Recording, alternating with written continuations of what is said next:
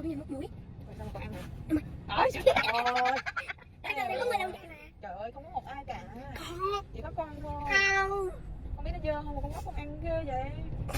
Nè, nhìn nè, nhìn nè, nhìn nè, nhìn nè.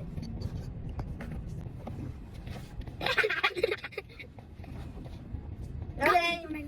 Nói đi. Nói đi. Sao? Bữa nay sao? Bữa nay sao? Nãy chơi cái gì? Chơi cái gì? Nãy không chơi cái gì? Rồi, thấy chưa? Con đang được chơi điện thoại. Tí nữa coi về coi xì mũi nha. Xịt cái muối nha. Này còn tắm chưa? Này cầm chưa? Nhưng mà hôm nay mày xả nước cho con chưa? Chắc phải xài. Để xem còn nói cái gì không nha.